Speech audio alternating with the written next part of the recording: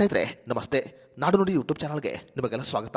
ಸ್ನೇಹಿತರೆ, ಏಕದಿನ ಮಹಿಳಾ ವಿಶ್ವಕಪ್ನಲ್ಲಿ ಭಾರತ ಆಸ್ಟ್ರೇಲಿಯಾ ವಿರುದ್ಧ ಭರ್ಜರಿಯಾಗಿ ಜಯವನ್ನು ಸಾಧಿಸುವುದರ ಮೂಲಕ ಫೈನಲ್ ಪ್ರವೇಶವನ್ನು ಪಡೆದುಕೊಂಡಿದೆ. ಸ್ನೇಹಿತರೆ, ಜೆಮಿಮಾ ರೋಡ್ರಿಗಸ್ ಅವರ ಅದ್ಭುತವಾದ ಶತಕದೊಂದಿಗೆ ಭಾರತ ಫೈನಲ್ ಪ್ರವೇಶವನ್ನು ಪಡೆದುಕೊಂಡಿದೆ.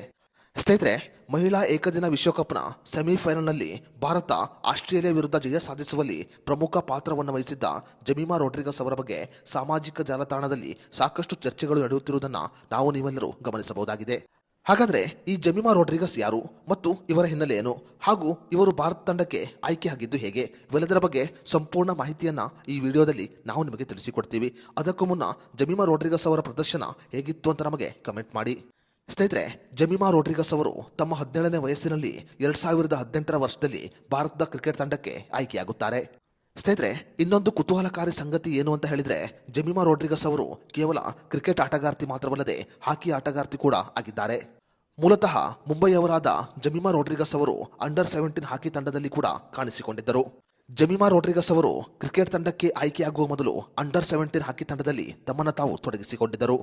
ಅಷ್ಟೇ ಮಾತ್ರವಲ್ಲದೆ ತಮ್ಮ ಶಾಲಾ ದಿನಗಳಲ್ಲಿ ಬಾಸ್ಕೆಟ್ಬಾಲ್ ಮತ್ತು ಫುಟ್ಬಾಲ್ ತಂಡದಲ್ಲಿ ಕೂಡ ತಮ್ಮನ್ನು ತಾವು ತೊಡಗಿಸಿಕೊಂಡಿದ್ದರು.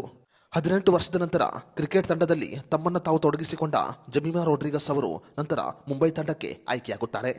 ಹಾಕಿ ತಂಡವನ್ನು ಬಿಟ್ಟು ಕ್ರಿಕೆಟ್ ತಂಡದಲ್ಲಿ ತಮ್ಮನ್ನು ತಾವು ತೊಡಗಿಸಿಕೊಂಡ ಜೆಮಿಮಾ ರೋಡ್ರಿಗಸ್ ಅವರು ಸದ್ಯ ದೇಶಾದ್ಯಂತ ಅಪಾರ ಮೆಚ್ಚುಗೆಯ ಆಟಗಾರ್ತಿಯಾಗಿದ್ದಾರೆ.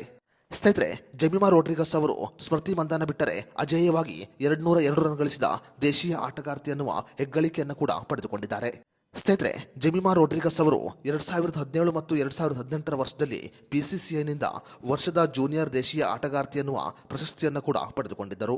ಆಸ್ಟ್ರೇಲಿಯಾ ವಿರುದ್ಧದ ಸೆಮಿಫೈನಲ್ ಪಂದ್ಯದಲ್ಲಿ ಜೆಮಿಮಾ ರೋಡ್ರಿಗಸ್ ಅವರು ಕೇವಲ 134 ಬಾಲ್ನಲ್ಲಿ 127 ರನ್ಗಳನ್ನು ಹೊಡೆಯುವುದರ ಮೂಲಕ ಅಜೇಯವಾಗಿ ಇನ್ನೊಂದು ಸಾಧನೆಯನ್ನ ಮಾಡಿದ್ದಾರೆ.